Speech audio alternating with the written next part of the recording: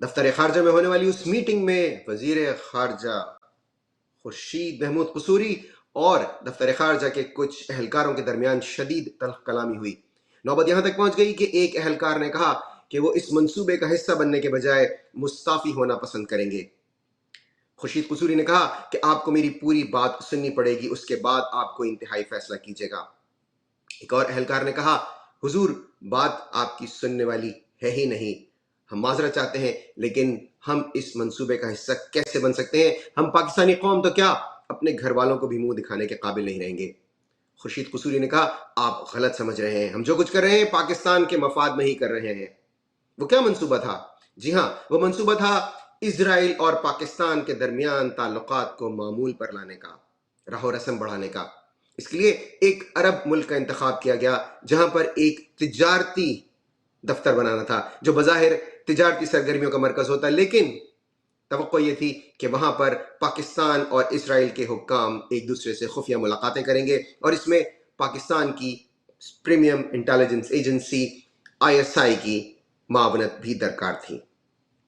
ISI اور دفتر خارجہ میں یہ منصوبے بن رہے تھے اس وقت کے صدر جنرل پرویز مشرف کی ہدایت پر، جو یہ سمجھتے تھے کہ پاکستان کے لیے اسرائیل کو تسلیم کر لینا یا اسرائیل سے کم از کم کسی سطح کے تعلقات رکھنا پاکستان کے مفاد میں ہے، اور ظاہر ہے کہ اس کے لیے بہت بڑے پیمانے پر تیاریاں کی جا رہی تھیں۔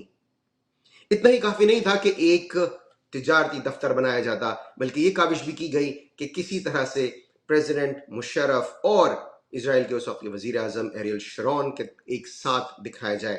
اقوام متحدہ میں ہونے والے 2005 کے اجلاس میں بظاہر تو ایسا نظر آیا کہ دونوں نے جو مصافحہ کیا، جو ہاتھ ملایا، وہ اتفاقی تھا، لیکن وہ اتفاقی ہرگز نہیں تھا۔ اس سے پہلے خورشید محمود قصوری ٹرکی کے ذریعے کچھ کوششیں پس پردہ کر چکے تھے، اور اس دن سینیگال کے صدر کے ڈنر میں ایسا شو کیا گیا جیسے اتفاقاً پرویز مشرف اور ایریل شرون کے درمیان ملاقات ہو گئی۔ انہوں نے ایک دوسرے سے پوچھا، آپ کیسے ہیں، آپ ٹھیک ہیں؟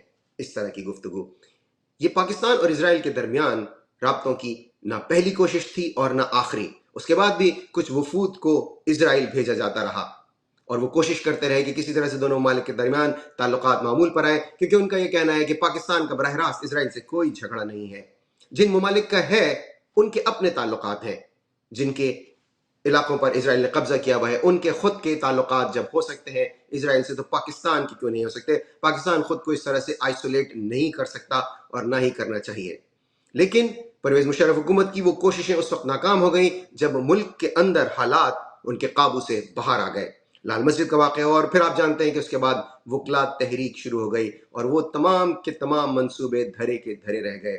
آپ کو یہ تفاصیل اس دور کی کچھ کتابوں میں بھی مل سکتی ہیں، اور اس دور کے ڈپلومیٹس ابھی بھی زندہ ہیں، وہ آپ کو بتا سکتے ہیں کہ کس طرح سے ان دنوں میں کوششیں کی گئیں، لیکن وہ کوششیں ناکام ہوئیں۔ اس کے باوجود ان کوششوں کو ترک نہیں کیا گیا۔